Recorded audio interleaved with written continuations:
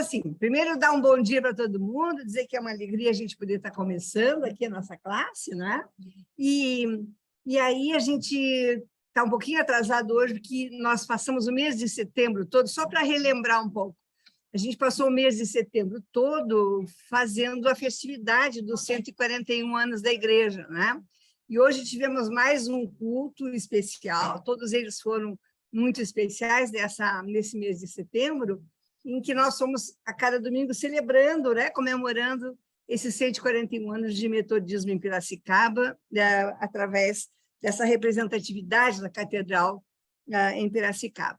Então, a gente atrasa um pouquinho, hoje já 10h24, mas, enfim, a gente vai organizando o tempo do jeito que dá, né?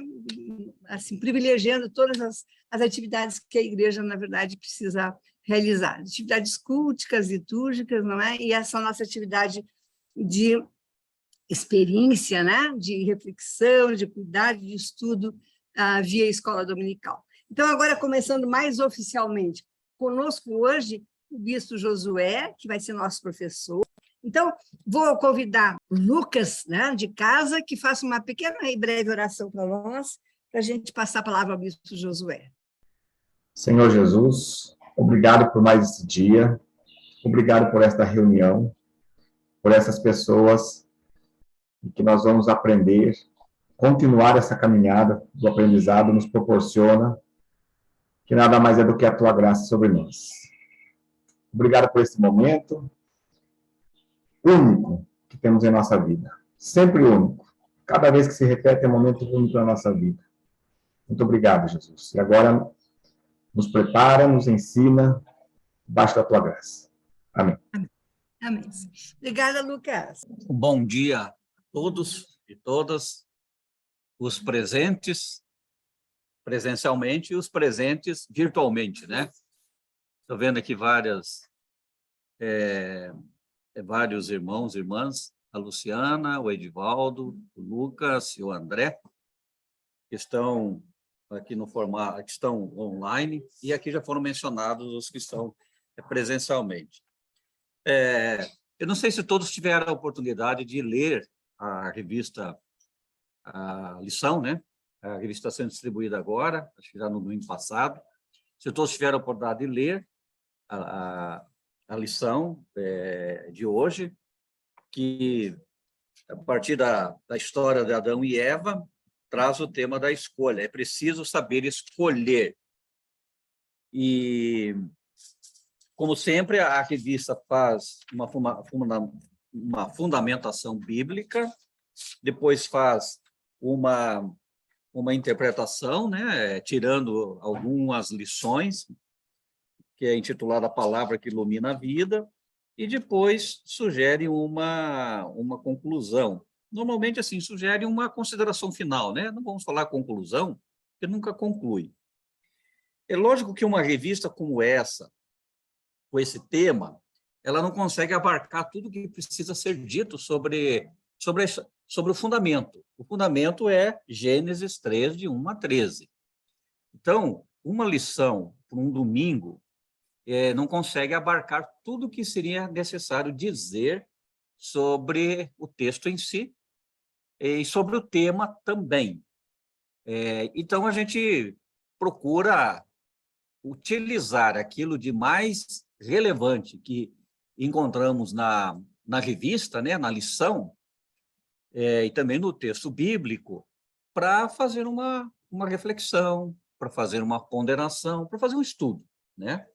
Sabendo de que há limites. Por que eu estou dizendo isso?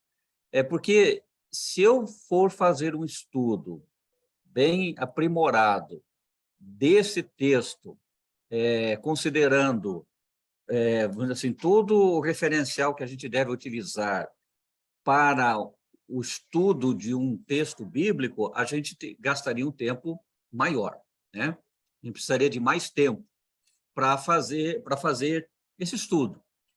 Como a escola dominical ela tem como propósito trazer os temas que são relevantes para a vida cristã, portanto, para a nossa vida, e traz esses temas de maneira assim bem fundamentada, bem fundamentados e bem colocados, e a gente vai procurar, né? Acho que é o papel de todos os professores aqui, acho que todos que aqui estão são professores, né? Com raras exceções, né? Mas acho que todos. Então, quando a gente vai preparar a lição, a gente faz alguns recortes. Bom, então, para dizer isso, eu estou dizendo isso para dizer que eu queria colocar 3 pontos assim para facilitar a nossa reflexão, marcando aqui os 30 minutos para que tenhamos tempo, né? Uma vez que é para fazer escolhas, então todos poderão fazer as suas escolhas, né? Vão sentar aqui na cadeira azul, né, Pedro? Vão sentar aqui na cadeira azul e vão fazer as suas escolhas, né? Ou seja, que considerações farão sobre a lição? Essa que é a escolha, né? Bom, vamos pensar o seguinte, essa lição, ela traz alguns pontos que são importantes. Ela traz a perspectiva da criação do ser humano, ou da criação como um todo. Esse é um tema muito importante, considerar o tema da criação.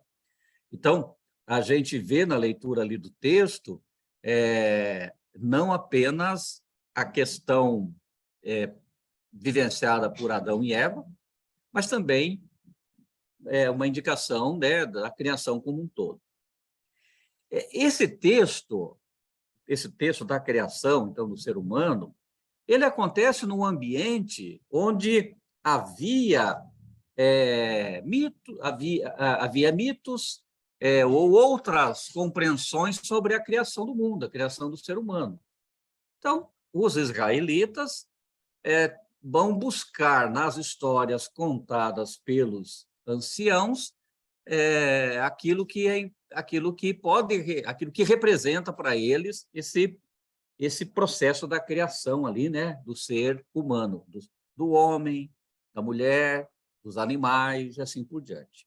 Então, esse é o ponto importante para colocar. Um segundo ponto é que o ser humano é criado à imagem e semelhança de Deus. Então, o ser humano é criado de uma maneira em que ele recebe atributos diferentes das outras criaturas, né? No caso das outras criaturas viventes. Então, o que significa isso? Né? A criação do ser humano, a imagem e semelhança de Deus, e também a liberdade que Deus deu, né? O que chamamos de livre-arbítrio. A liberdade que, no ato da criação, foi dada ao ser humano, para ele escolher, para ele fazer as suas escolhas. Então, significa dizer que não existe uma opção, mas existem opções, existem escolhas a serem feitas. E aí é que a gente precisa entender muito bem como que isto é colocado, né? Porque senão a gente vai cair exatamente no erro do Adão, né? Do Adão e da Eva. Eu prefiro dizer mais o erro do Adão, porque normalmente a culpa recai sobre a mulher, né? Então, é sempre a mulher a culpada. Mas o erro do Adão, né? O erro do Adão, que ele rapidamente encontra a resposta, né? Ele se esconde e diz, não, foi ela. Em outras palavras, por que você criou ela, né? Ela que é culpada. Enfim, então nós temos escolhas, mas como é que a gente pode discernir esse livre-arbítrio, né? A gente pode escolher qualquer caminho, o caminho que escolhermos está correto, as escolhas que fizermos estão corretas. Então, é importante pensar um pouco nisso. Até de manhã eu mandei lá umas perguntas, só para provocar, né? Só para provocar um pouquinho essa questão das escolhas, a gente precisa respondê-las. Mas então vamos começar. Eu acho assim, no meu ponto de vista, é importante a gente entender o que é a imagem e semelhança de Deus. Porque pode ser que aí esteja um dos grandes problemas ao tratar do tema das escolhas, né? O que significa a imagem e semelhança de Deus? Então, nós metodistas herdamos de John Wesley uma compreensão ampliada acerca da imagem e semelhança de Deus. Não só nós metodistas, o Edivaldo está aqui, eu acho que a própria Igreja Católica, na sua tradição, também tem uma compreensão mais ampla no que diz respeito à imagem e semelhança de Deus. Mas no nosso caso, John Wesley colocou de 3 formas, né? Colocou de 3 formas. Isso está na lição, está na revista do professor, por isso que vocês não têm na revista do aluno. Mas ele coloca de 3 formas. Primeiro, a imagem natural de Deus. O que significa dizer? A imagem natural de Deus é que o ser humano tem a capacidade de escolher. Então, ele é livre, é o livre-arbítrio. Ele tem a capacidade de escolher. Eu até preferiria dizer que ele tem a capacidade de pensar, discernir e escolher sempre pelo bem, né? Sempre pelo bem. Escolher da melhor maneira, fazer as melhores escolhas. Então, dentro do contexto de vida, né? Dentro da conjuntura da vida que as pessoas estão.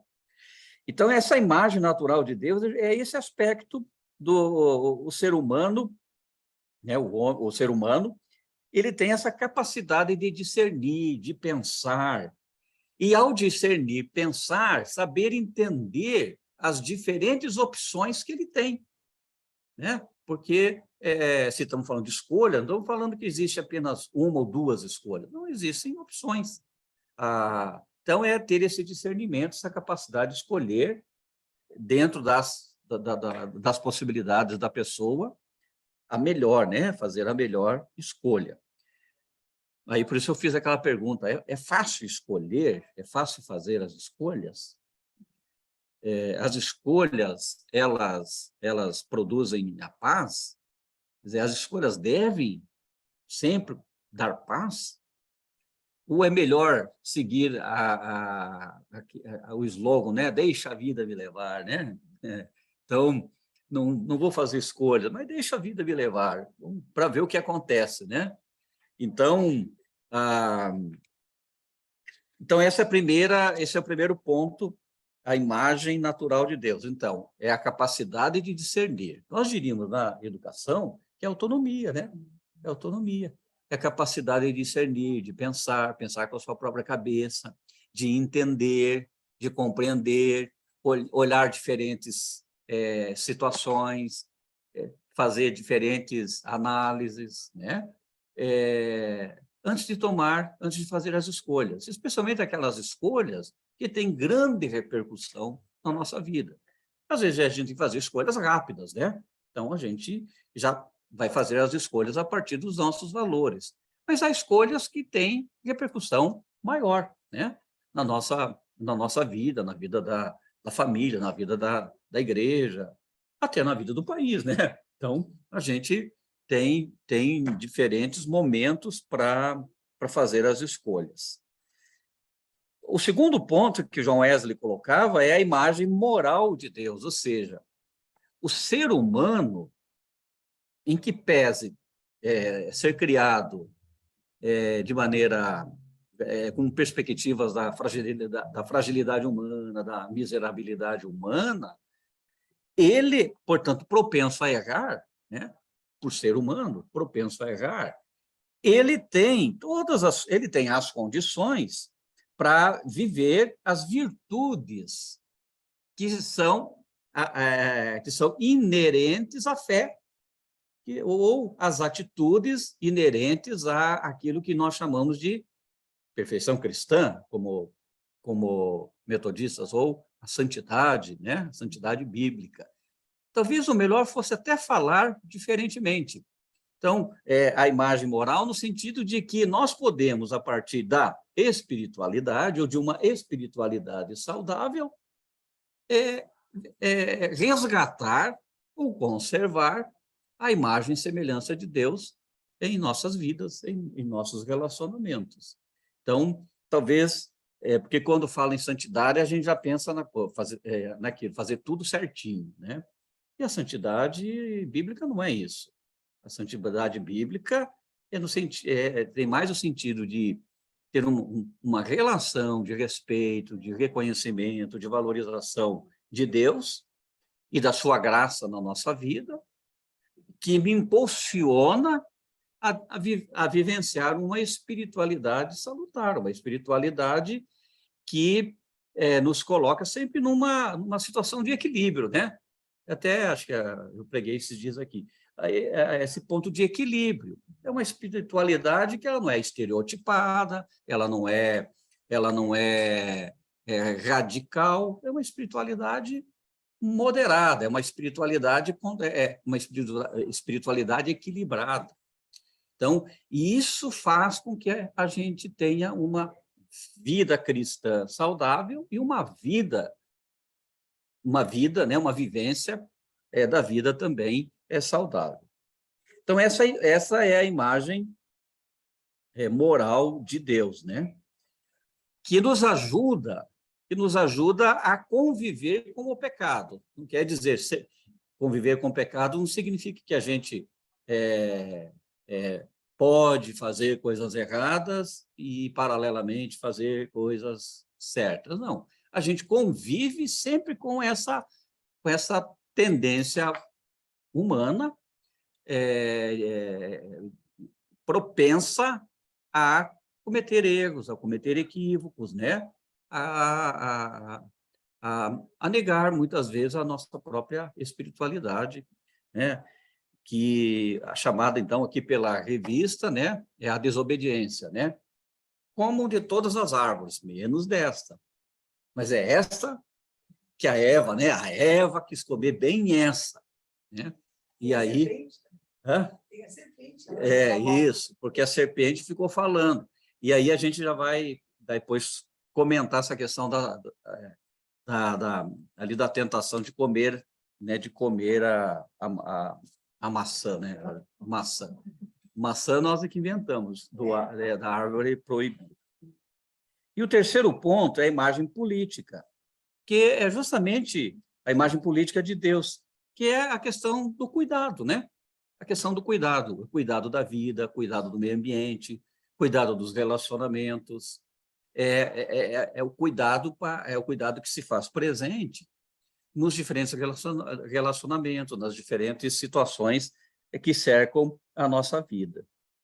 Então, essa imagem política de Deus é justamente viver a humanidade, mas numa perspectiva em que o ser sagrado, né, Deus, na sua infinita graça, misericórdia, onisciência, onipresença, está conosco, nos acompanha. Eu posso viver a minha humanidade sabendo que sou assistido pela graça de Deus. Então, portanto, se eu errar ou eu cometer um equívoco, Deus, na sua infinita graça, pode transformar essa situação de forma que eu reencontre, vamos assim dizer, a imagem e semelhança de Deus e as pessoas também sejam abençoadas por essa ação da graça de Deus.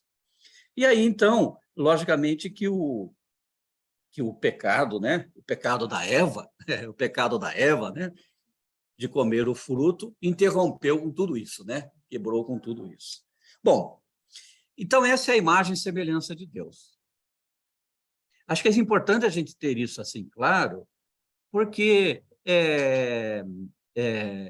isso remete ao fato de que, mesmo sendo um ser humano imperfeito, frágil, nós temos condições de usar os recursos que Deus nos concedeu, que é a mente, capacidade de pensar, de refletir, de discernir e poder, então, ter uma compreensão mais ampla de tudo que está ocorrendo e fazer as escolhas, né? As escolhas a fim de que elas possam ter, elas possam ser escolhas positivas para nós e para outras pessoas. Bom, então esse é um ponto aí que eu deixo para vocês depois reagirem. Bom, com relação, então, à criação, assim, a criação, Deus manifesta a sua graça no ato de criar o mundo, de criar o ser humano, de criar os animais e dar ao ser humano, ao homem e à mulher, as condições de viver harmoniosamente, ou pelo menos tendo as condições de viver harmoniosamente a partir das opções, das escolhas, das decisões que vão tomar, né? Aqui está muito centralizado na figura de Adão e Eva, na verdade, representando toda a criação, né? Toda a humanidade, num momento histórico em que havia outra perspectiva sobre a criação do ser humano, mas então os autores, né, de Gênesis, e aqui a gente tem possivelmente vários autores, né, ou vários grupos de autores, vão contando essa história para que nós possamos ter essa compreensão de que Deus nos deu as condições para vivermos numa situação em que a gente pode ter segurança daquilo que vamos fazer. Pois bem, aí, na lição que nós temos, nós vamos encontrar aí a tal da serpente, né? A tal da serpente incentivando a mulher, a Eva, dizendo assim para ela: não, pode comer do fruto. Vocês comendo do fruto, vocês serão como Deus. Vocês conhecerão tudo. Vocês terão conhecimento. Olha a tentação, né? Vocês serão como Deus. Por isso que ele não quer que vocês comam, né, esse fruto, porque vocês serão como Deus. Vocês terão o mesmo conhecimento. Então, como é que a gente poderia interpretar essa questão? A origem do pecado, da desobediência, ela tem essa perspectiva, né? Quer dizer, o ser humano que não conhece os atributos do Deus criador, do Deus pastor, do Deus educador, do Deus que se faz presente, tem, mesmo que inconscientemente, a intenção, a tendência de querer se colocar no seu lugar, ou seja, de possuir mais, de ter mais, em detrimento dos outros. Então, tem essa perspectiva de... vamos até a lição usa a palavra sedução, né? É a sedução pelo poder, é a sedução pelo possuir, é a sedução até pelo sagrado. Porque dominar o sagrado é uma grande sedução num ambiente de religiosidade, né? Então, eu dominar o sagrado. Tanto que hoje, numa perspectiva fundamentalista, há uma inversão. Há uma inversão em que hoje, em que o cristão, entre aspas, ele diz para Deus, né? Ele dá ordens: faça isso, faça aquilo, eu quero isso, né? Então, é uma inversão, é uma sedução. E, por exemplo, assim, fazendo um recorte aqui, o que nós estamos assistindo na política hoje, e está crescendo cada vez mais, essa inserção do religioso no ambiente político e do político no ambiente religioso, ele está muito forte, porque são duas grandes seduções, o poder político e o poder religioso. E aí nós estamos vivendo hoje uma transposição. O político está ocupando o púlpito para pregar sua mensagem política e o religioso está ocupando a tribuna do político para pregar sua mensagem religiosa, né? Então, e isso está crescendo cada vez mais. Por quê? Porque são duas coisas que atraem, são dois poderes. É o poder político e o poder religioso, que já causou grandes problemas na história da humanidade, né? Quando se entrelaçam e as pessoas não se dão conta. As pessoas não se dão conta. Então, nem vou citar aqui, porque senão a gente vai muito tempo. Mas eu sei que a Rosa já quer falar, daí logo mais ela fala. Então, essa é uma questão muito séria que nós precisamos estar atentos. não só agora por conta da política, porque, na verdade, isso ocorre sempre, ocorre semanalmente. Nós estamos sempre convivendo com essa questão do poder político, o poder religioso, o poder econômico, né? Por quê? Porque são questões que hoje foi falado lá no culto à pós-modernidade, eu tenho um pouco de dúvida sobre isso, mas o fato é que nós vivemos num momento em que há uma homogeneidade no discurso, né? um discurso hegemônico, que tem um viés religioso, político, cultural, econômico, e que muitas vezes diz a mesma coisa. Você vale dos mesmos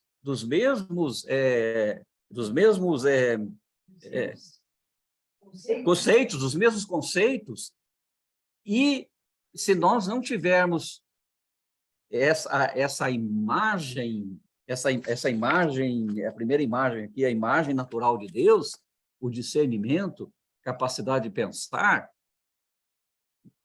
nós, os cristãos, podem ficar iludidos, ou serem iludidos por um discurso que ele reproduz conceitos, mas que não chega à prática, não chega à vivência.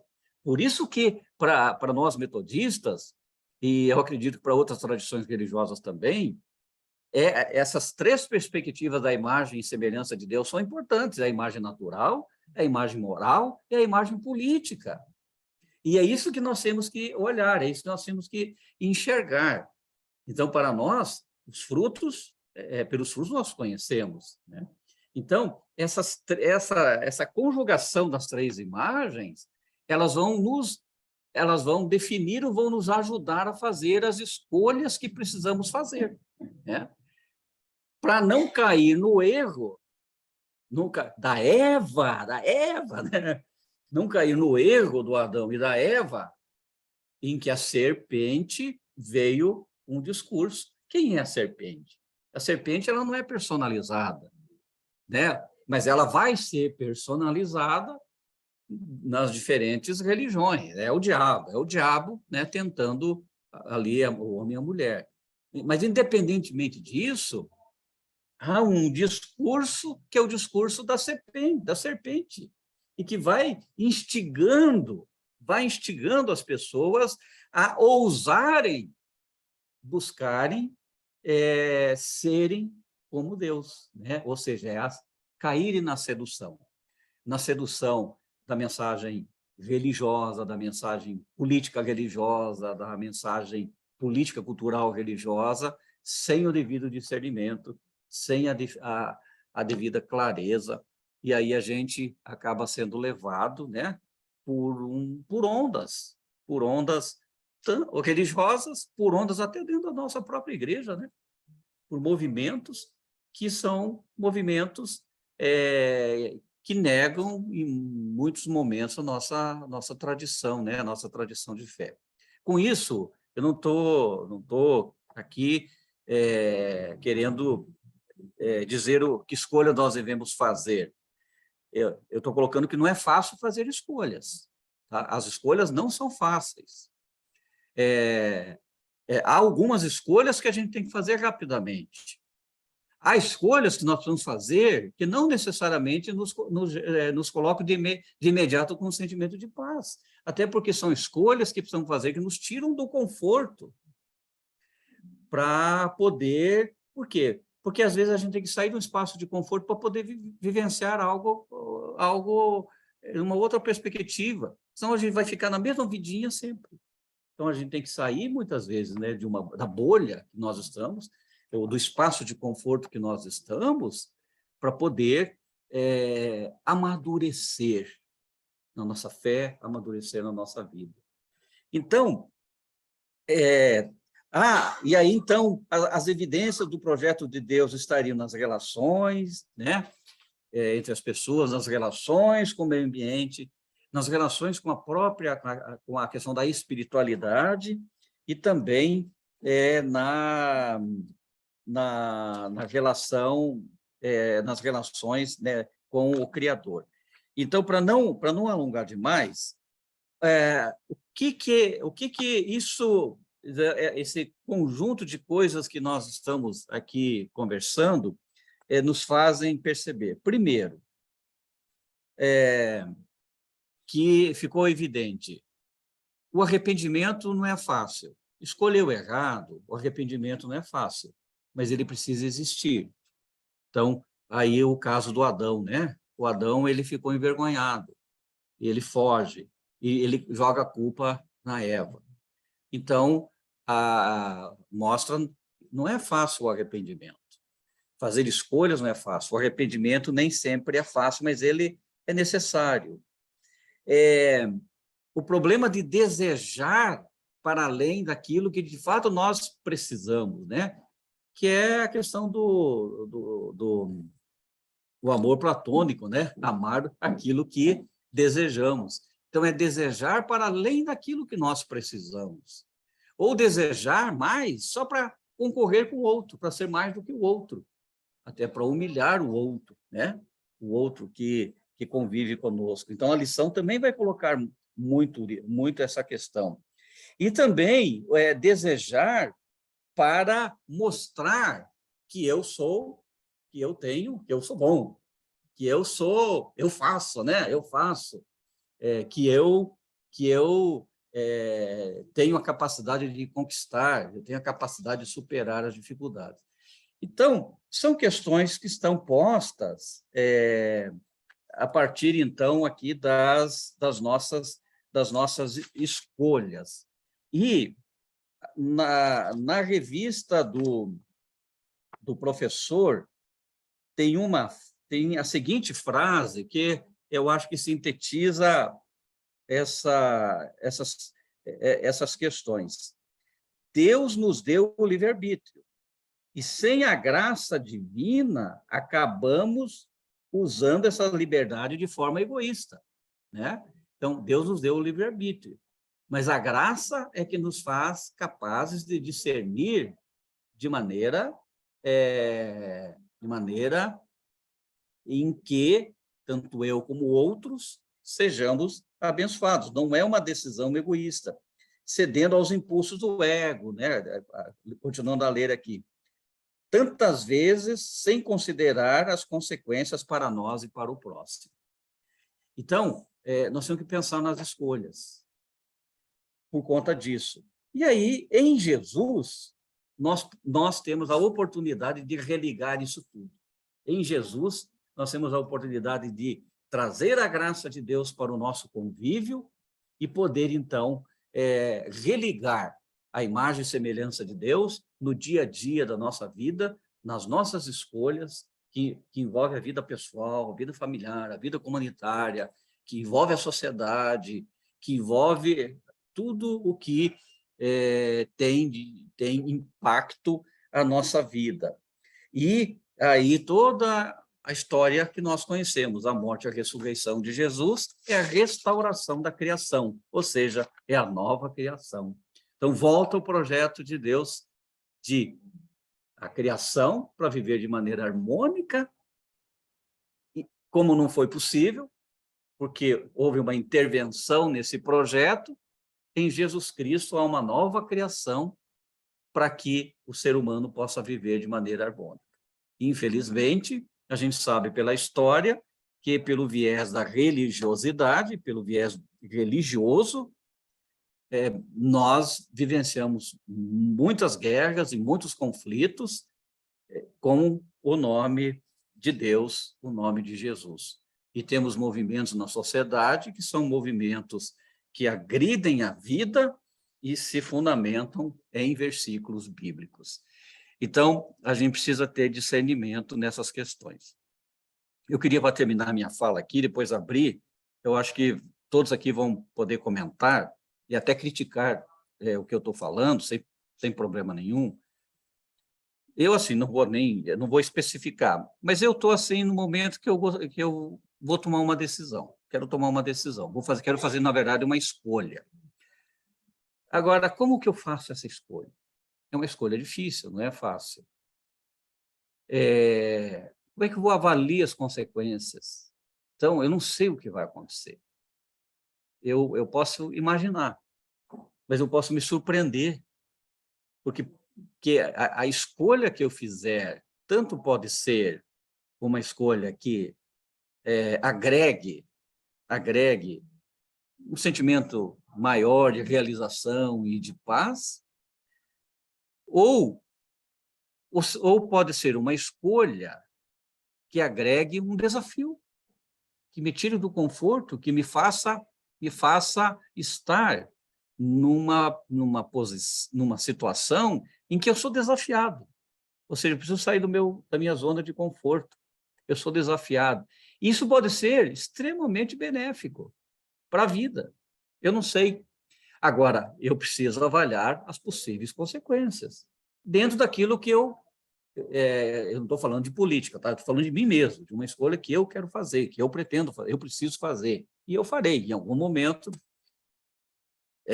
por alguns fatores. Em outro momento, eu posso até conversar aqui, mas não é o caso agora, porque demandaria bastante tempo.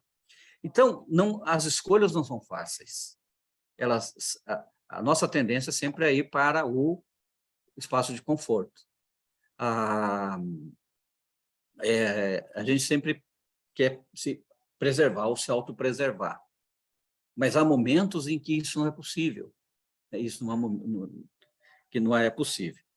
E também eu não poderia deixar de falar sem que isso signifique uma indução, é que nós estamos no momento em que precisamos fazer uma escolha de que tipo de país nós queremos ser a partir de agora. Não é escolher político, para além de escolher político, não estamos escolhendo, chegamos num ponto em que nós estamos tendo que escolher que tipo de país e sociedade nós queremos daqui para frente. Então, essa é uma escolha que nós temos que fazer. Eu não estou falando de político, porque escolher pessoas para cargos políticos tem de monte, mas, para além disso, nós estamos, nesse momento, diante do seguinte fato: nós estamos escolhendo que país nós seremos daqui para frente, em termos de sociedade, em termos de valorização da vida, cuidado com a vida, toda essa situação econômica, financeira que nós estamos vivendo no Brasil. Então, essa escolha que todos nós faremos como cidadãos, ela é determinante. E aí, como que eu vou escolher? Eu vou usar os critérios que eu escolho para o pastor da minha igreja? Não vou usar esses critérios. Eu vou usar os critérios, quais critérios? Eu vou usar os critérios que me indicam que é possível, a partir de um determinado projeto, pensar numa sociedade onde os valores, que eu afirmo, e os valores que eu quero dizer são o quê? Justiça, tolerância, liberdade, equidade, dignidade humana, atenção e cuidado com essa multidão de brasileiros que estão numa situação de extrema pobreza e de fome, que é um problema muito sério do Brasil e da América Latina. Infelizmente, nós estamos retrocedendo, no Brasil e na América Latina. Enfim, eu estou falando essa questão sem com isso defender bandeiras político-partidárias, mas para dizer assim, que para escolher, a gente não pode olhar de maneira individual e nem de maneira dogmática. Para escolher, nós temos que olhar de maneira conjuntural. E olhar de maneira conjuntural significa dizer assim: eu preciso romper um pouco a minha zona de conforto e ter coragem de dizer não, o país que eu quero é esse. As pessoas que estão aí são as melhores? Talvez não sejam, mas são as que estão. Mas eu preciso apostar que, a partir de um determinado movimento, eu posso imaginar que vamos ter uma sociedade mais humana, mais fraterna, mais digna, mais justa, Então, por isso, assim, muito cuidado com o que está sendo dito, a partir, inclusive, de versículos bíblicos que são citados fora de contexto, né? Simplesmente para numa tentativa de iludir pessoas, né? Que não têm a devida clareza, vamos assim dizer, até porque estão ainda num processo de amadurecimento da sua fé. Eu acho que a gente abre, então vamos lá. Quem vai sentar em casa na cadeira azul, aqui na cadeira azul, e fazer a sua escolha, né? A sua escolha é o seu comentário, a sua crítica, complementar, né, o que foi dito. Como eu disse, foi rapidamente alguns comentários que eu fiz, alguns recortes, tentei trazer alguns pontos que eu acho que são os mais fundantes, né, para a lição, tá? Vamos lá, quem é o primeiro? O Bispo Josué, a fala do senhor me lembrou o tempo da faculdade e as lições que a gente aprendeu lá com o professor Jung Musung, quando o senhor fala sobre o pecado de Adão e Eva, que é o pecado perene ao longo da história da humanidade, de querer ser igual a Deus, de querer ter poder. Então, eu lembro que o Jung dizia que a tradução, quando diz recebereis o Espírito e tereis poder, esse poder é perigoso. E é uma tradução que não é devida. É dínamos, é força. Porque quando se pede poder, as pessoas ficam querendo ser igual a Deus, manipular outras pessoas. E esse projeto de poder de uma face evangélica está acontecendo no Brasil, é um perigo. Como o senhor disse, os pastores ocupando tribunas e políticos ocupando púlpitos. Então, querer ter poder é o que está sendo introduzido na nossa igreja. Há um programa já de alguns anos de que eu tenho que fazer discípulos. Um programa de discipulado em que é para eu angariar discípulos para mim. Está acontecendo isso. Não discípulos de Jesus, mas quantos eu tenho no meu grupo? Quantos eu consegui no meu grupo? E fazendo essa linha de montagem para a igreja crescer. Então, esse programa é pernicioso, porque as pessoas que lideram vão querendo ter mais poder. E quando ela arruma um grupo bem grande de seguidores, ela sai e forma outro grupo, e forma outra congregação, outra igreja, e leva os metodistas juntos. Então, isso daí é o pecado de Adão, de querer ter poder de toda a humanidade. E a igreja, a igreja evangélica está tendo essa sede de poder junto à política. É um projeto de poder. Então, nós temos que fazer escolha mesmo. O que nós queremos? Que igreja que nós queremos? Né? Que é a igreja do serviço, a igreja do olhar o outro, a igreja do trabalho, de melhorar a nossa comunidade, e não de querer manipular pessoas e crescer, crescer, crescer, como eles estão querendo crescer em número, em arrecadação e tudo isso. É muito triste. E eu estou fazendo uma escolha mesmo. Estou deixando essa igreja contemplativa, essa igreja que pensa dessa forma, e estou fazendo uma escolha e não sei ainda o lugar que eu vou parar. Ainda não achei um lugar. E por isso que eu gosto dessa classe que abre para a gente pensar, para a gente reagir. Obrigada. Muito bom, Ivarda, a sua reflexão. Acho que você coloca questões que são muito importantes, né? Que corroboram tudo aquilo que a gente falou. Eu lembro, inclusive, você citou aí o Jung Musung, a imagem dele, né? Que o templo da modernidade é o shopping center, né?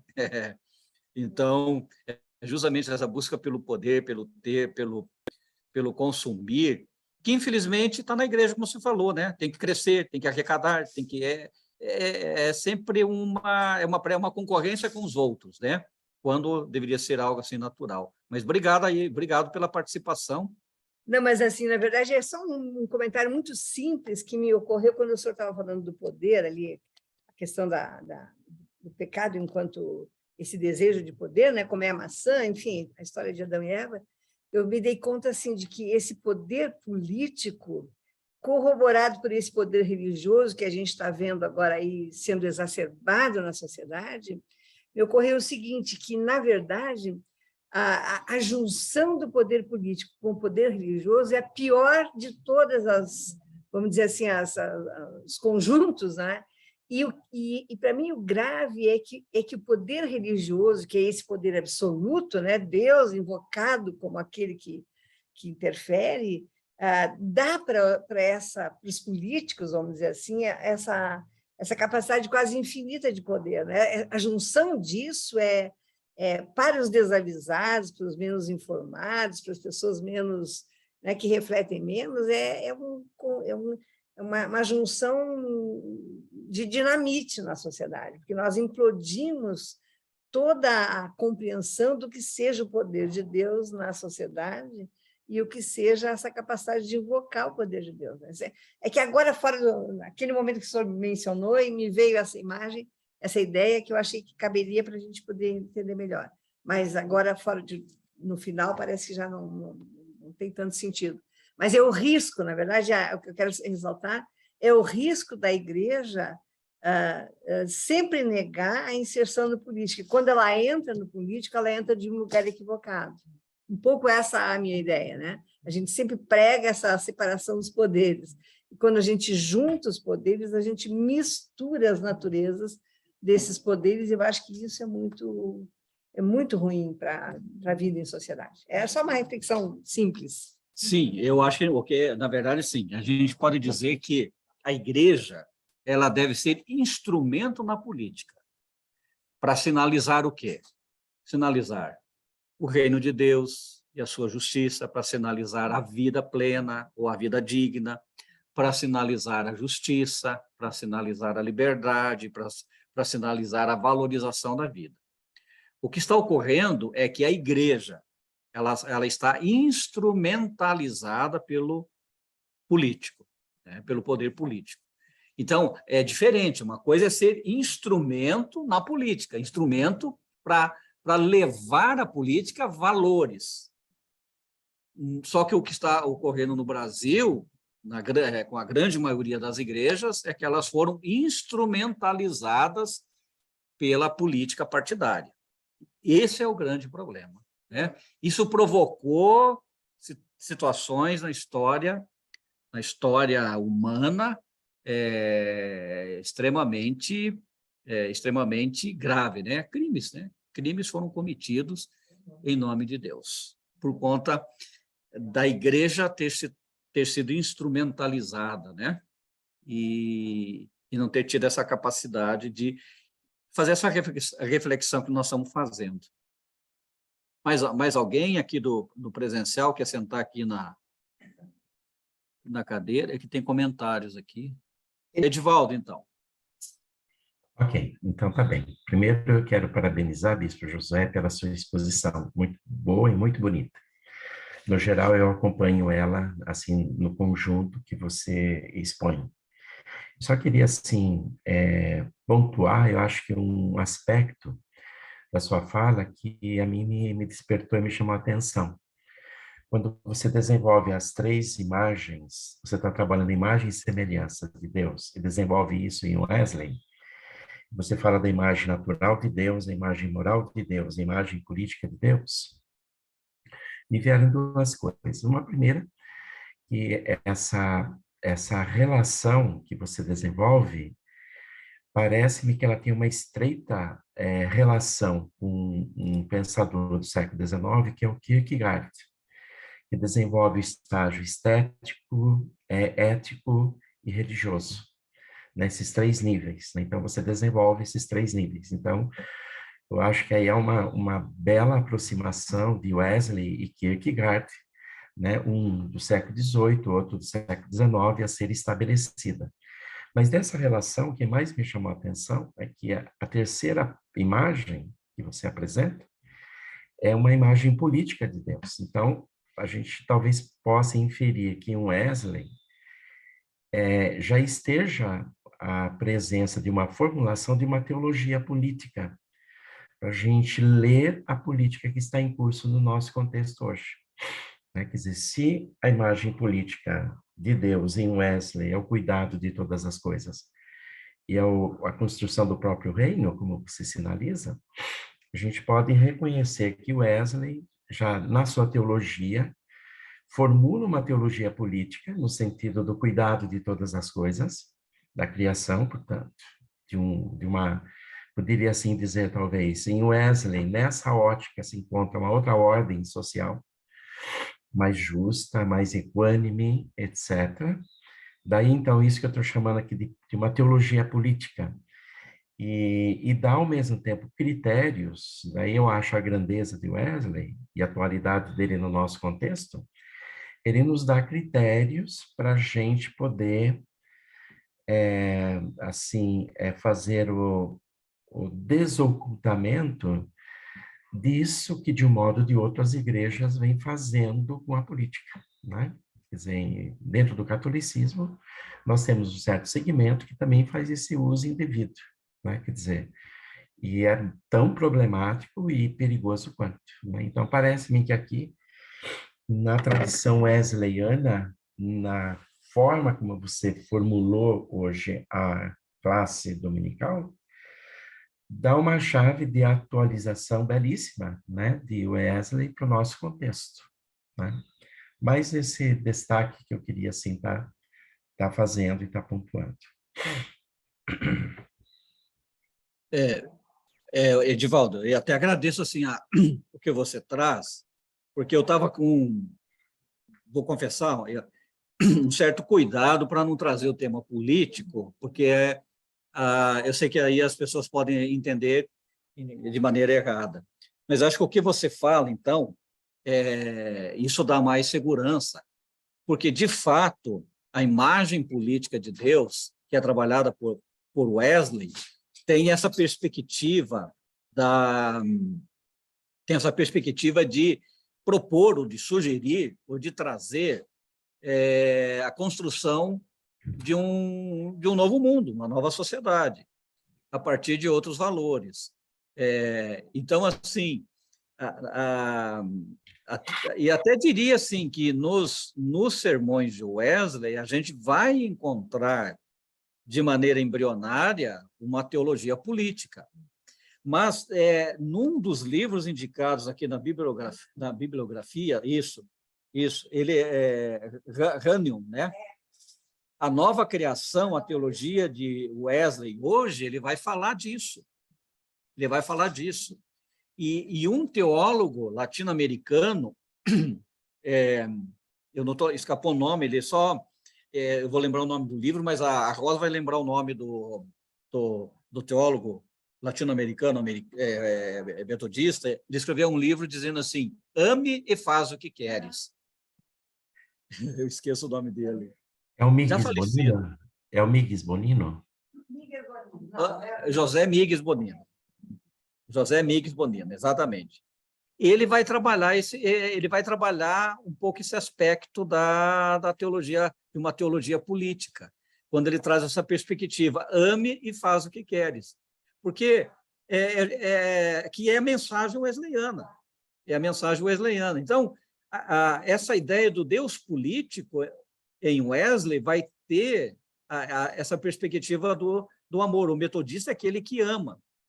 Então, e por ser aquele que ama, é aquele que consegue viver numa sociedade marcada por desigualdades, por preconceito e tolerância, mas contribuindo para que essas situações sejam superadas e, de fato, surja uma nova sociedade. Mas não é uma nova sociedade que vai cair do céu pronto, é uma nova sociedade que vai surgir de uma postura, né, das pessoas, por exemplo, da nova criatura, ou da possibilidade da nova criatura. Então, isso desmistifica um pouco a questão política. A igreja não fala de política. Não, a igreja fala de política. A igreja não fala de política partidária, mas ela discute política, sim. E ela discute política a partir de qual referencial? O referencial do cuidado pela vida, o referencial do amor, é o cuidado pela vida, para que a gente construa uma sociedade nova. Então, isso desmistifica um pouco, eu acho que quando você coloca, aí eu fiquei até mais tranquilo por ter trazido um tema, porque eu acho assim, ou nós aqui temos coragem de fazer uma escolha agora e fazer a escolha certa, porque nós não temos muitas opções. Na verdade, eu diria que nós temos apenas uma opção, e é uma opção que nos daria uma segurança maior, eu poderia apostar com mais segurança de ter essa sociedade que todos nós aqui estamos apregoando, né? Então, como metodistas, nós teríamos clareza para fazer essa opção, mas é muito perigoso colocar isso de maneira muito aberta no púlpito e tal, porque as pessoas podem não entender e acabar indo para o caminho diferente, né?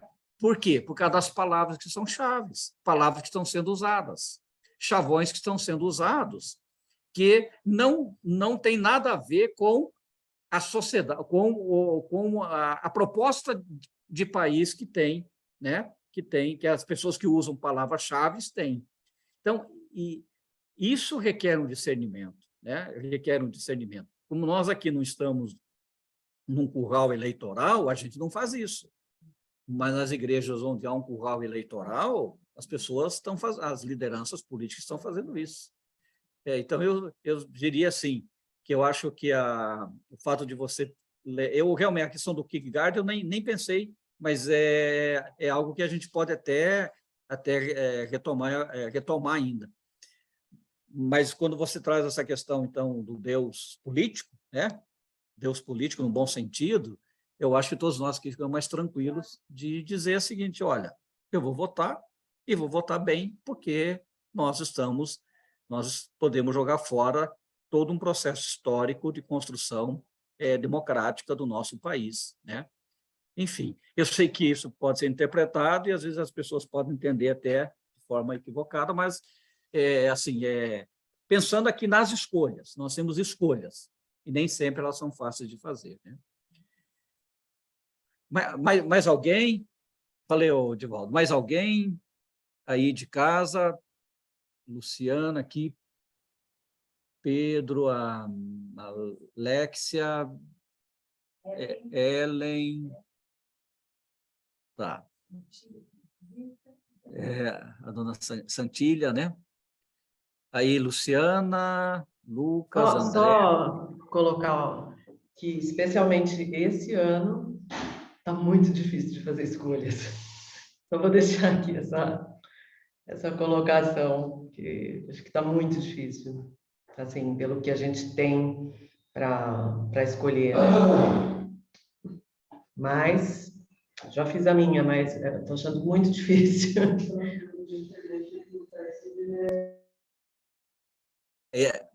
Na verdade, é isso, viu, Luciana? A cada 2 anos está ficando cada vez mais difícil, porque o discurso político-religioso ele é um discurso hegemônico, e ele nos traz personagens que, às vezes, assim, nos assustam.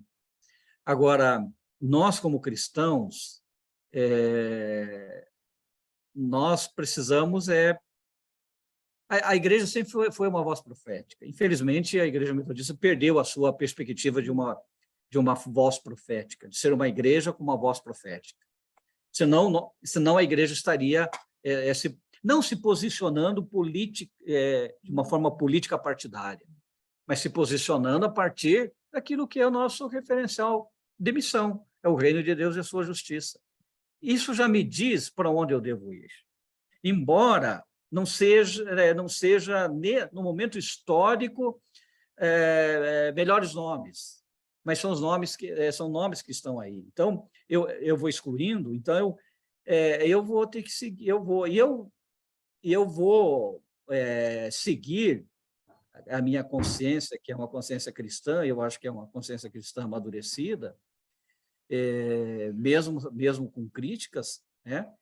Mas eu já fiz a minha escolha, já fiz a minha opção, porque eu acredito que nós podemos voltar a ter um país que superou os problemas da década de 70, que superou os problemas da década de 80, e que agora, nesses últimos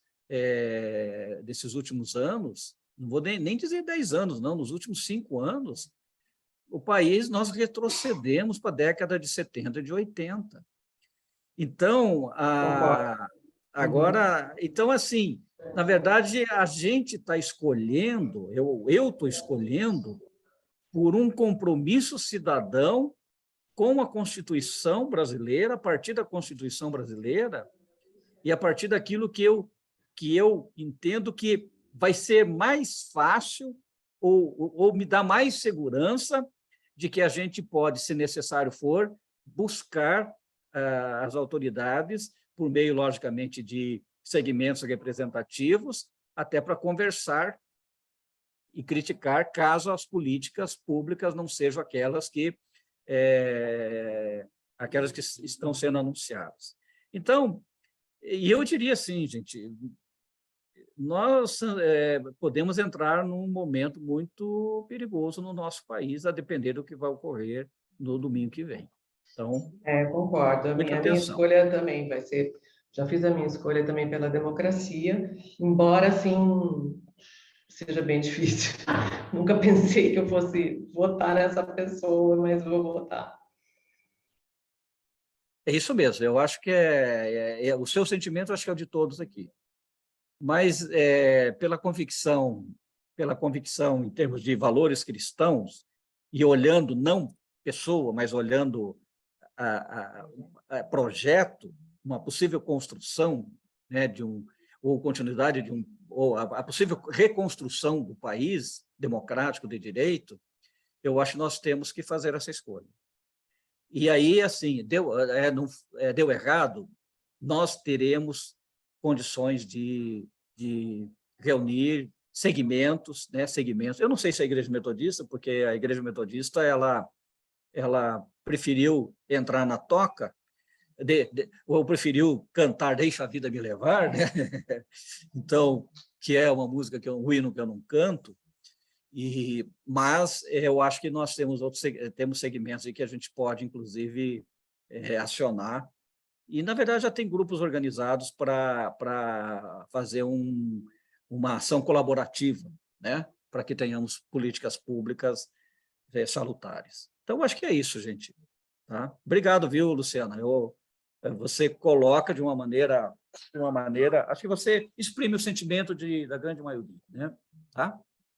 Podemos encerrar, gente. Olha, muito obrigado. Tá? Desculpa aí que eu não consegui entrar no todo da lição, mas eu quis trazer alguns pontos só para a gente considerar que temos que fazer escolhas, né? Hoje não foi possível aqui, mas domingo que vem todos faremos, né, uma escolha. Obrigado, gente. Obrigada, Bispo. Muito bom, muito obrigada, Bispo, então, pela sua presença. Eu fiquei muito feliz, porque eu acho que a gente está vivendo um momento tão difícil, e acho que a Luciana explicita isso para a gente, que assim, a lição foi caindo para esse lugar, né? Ela foi caminhando para esse lugar. Ela a priori, ela tinha outra discussão, né, mais intensa, numa outra perspectiva, mas a gente não tem como negar que a gente está caminhando para esse lugar, e esse lugar ele é fundamental. Então, eu fico muito feliz que a gente nem programou esse momento, mas que, abençoado por Deus, o Bispo traz essa reflexão bem feita e respeitadora, né, das opções político-partidárias de qualquer um de nós, enfim, que não é isso que está aqui em discussão, né?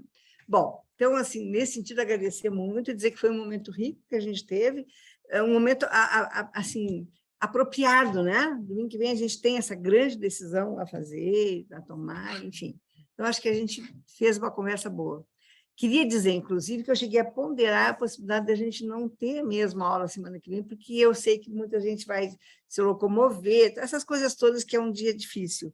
mas nós temos aqui na igreja local marcado um concílio, inclusive o pastor marcou hoje, então, assim, nós não temos nem como pensar nisso. Então, estou reafirmando que nós vamos ter aula normal. Vou pedir muito que os irmãos assim se organizem de maneira ou a votar antes ou a votar depois, os presenciais aqui, e também os que estão à distância, que é para a gente não penalizar esse momento, né? Até porque esse momento nem é o melhor momento para ir nas urnas, no geral, estão lotadas nesse horário próximo ao almoço. Então, assim, a gente pode levantar cedinho, ir mais cedo ou ir depois, para a gente não comprometer a classe, mas vamos ter classe normal. A lição da semana que vem é uma lição super interessante, é uma lição que pega um personagem histórico, vai falar sobre uma mulher, Rispa. Rispa foi uma concubina do rei Saul e ela tem uma atuação muito interessante lá na história do Antigo Testamento. Então, a lição vai ser muito interessante. Nós ainda não temos o professor, mas Deus vai nos mostrar essa semana quem é que nós vamos convidar para estar aqui com a gente na semana que vem, trabalhando essa lição. Então, assim, só reafirmando isso, lembrando e chamando a atenção dos irmãos, que leiam lá na página do nosso grupo, lá, o pastor Luiz Cardoso postou agora uma notícia séria sobre um problema que aconteceu na igreja da Venezuela. Ele acompanha sempre essas manifestações nos grupos da América Latina, por função, ele trabalha com essas questões, e tivemos aí um problema grave numa igreja da Venezuela. Então, a notícia está lá no grupo, depois os irmãos todos leiam, e, no fundo, ele está instando a gente, né, solicitando que a gente ore por essa problemática que os irmãos da igreja da Venezuela estão enfrentando lá na sua cidade. Bom, a gente vai terminando, então, agradecendo a todo mundo, lembrando mais uma vez que, até o final do dia de hoje, as pessoas que estão de fora, que estão nos acompanhando online, que desejarem ter a revista da Escola Dominical, já tem toda a orientação lá no grupo, leiam novamente, né? Façam até o final do dia de hoje o pagamento no Pix que a gente tem lá, da Alex, que é a nossa aluna aqui do presencial, e mandem um endereço para que eu possa remeter a revista. Amanhã eu vou ao correio, já estou com 3 ou 4 pessoas que pediram, então eu vou fazer essa remessa amanhã, e depois estou me programando para isso. Então, não é fácil depois, durante a semana, novamente ir ao correio, que é uma coisa que demanda um tempo, né? A gente vai ter que se organizar bem. Então, lembrando a cada um que, se alguém ainda quiser, por favor, faça isso, nos mande, que a gente está com a revista aqui e vai encaminhar para todos os irmãos. Podemos encerrar, então, alguma palavrinha, alguma fala que vocês tenham? Está tudo certo? Então, que Deus nos abençoe e nos guarde, nos dê muita alegria nessa semana, nos dê muita responsabilidade também, que a gente não esqueça de colocar o joelho bem fundo no chão, né, e pedir que Deus nos oriente adequadamente, e não só oriente o nosso voto, né, mas oriente o resultado desse voto, e que a gente consiga investir, né, nessas pessoas que serão eleitas para levar adiante esse plano de país que a gente precisa tanto que seja melhor, mais cuidadoso, mais generoso, mais misericordioso, mais preocupado e zeloso com todos esses irmãos que passam essas dores todas, a fome, a miséria, enfim, tudo isso que a gente está acompanhando nos jornais, nos noticiários e que nós nem precisamos repetir. Uma boa semana, então, para todo mundo, que Deus nos abençoe e nos guarde, tá bom? Deus abençoe. Bom, agora aqui, pessoal, eu preciso...